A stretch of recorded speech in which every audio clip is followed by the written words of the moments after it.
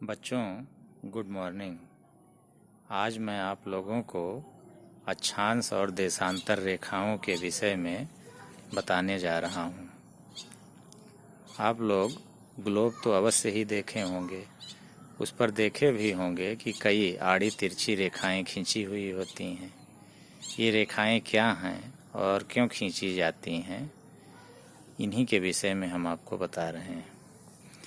बच्चों, इसमें उत्तरी ध्रुव और दक्षिणी ध्रुव को मिलाने वाली खड़ी रेखाएं जो होती हैं उनको देशांतर रेखाएं कहते हैं।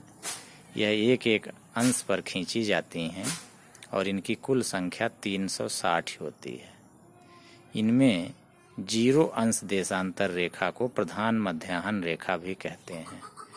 यह रेखा ग्रेट ब्रिटेन की राजधानी लंदन के निकट स्थित रॉयल ग्रीनविच वेधशाला से होकर गुजरती है, इसीलिए इसको ग्रीनविच रेखा भी कहते हैं। इसके अतिरिक्त दूसरी महत्वपूर्ण देशांतर रेखा 180 अंश पूर्वी या पश्चिमी देशांतर रेखा है। यह दोनों ही रेखाएं एक होती हैं और इसे अंतर्राष्ट्रीय तिथि रेखा कहते हैं, क्योंकि इसके दोनों ओर एक दिन का समय में अंतर रहता है। जैसे पूरब यदि सोमवार है तो पश्चिम में इतवार या रविवार होगा।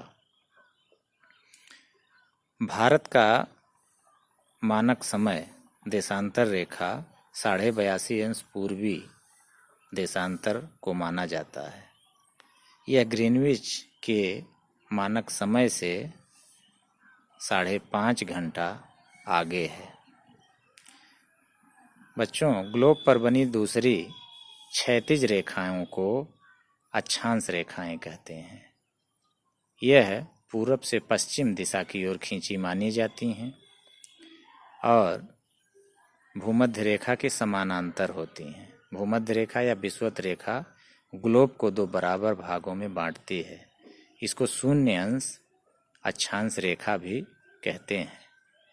इस रेखा से उत्तरी ध्रुव की ओर 90 अक्षांश रेखाएं और दक्षिणी ध्रुव की ओर विषुवत रेखा से दक्षिणी ध्रुव तक 90 अक्षांश रेखाएं खींची जाती हैं।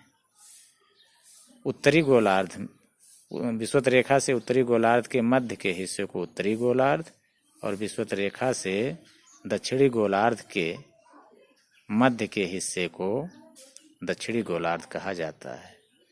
उत्तरी गोलार्ध की प्रमुख रेखाएं कर्क रेखा, आर्कटिक रेखा और उत्तरी ध्रुव रेखा हैं। इसी तरह दक्षिणी गोलार्ध की रेखाएं मकर रेखा, अंटार्कटिक रेखा और दक्षिणी ध्रुव रेखा हैं। कर्क रेखा 23.5 अंश उत्तरी अक्षांश पर और मकर रेखा 23.5 अंश दक्षिणी अक्षांश के मध्य खींची हुई हैं। इसी तरह उत्तरी आर्कटिक रेखा 66.5 अंश उत्तरी अक्षांश और अंटार्कटिक रेखा 66.5 अंश दक्षिणी अक्षांश पर खींची गई है। उत्तरी ध्रुव वृत्त को उत्तरी ध्रुव रेखा और दक्षिणी ध्रुव वृत्त को दक्षिणी ध्रुव रेखा कहा जाता है। यह 90 अंश के द्वारा प्रदर्शित की जाती हैं। बच्चों, इन अक्षांश और देशांतर रेखाओं के द्वारा किसी भी स्थान की अवस्थिति को बताया जाता है।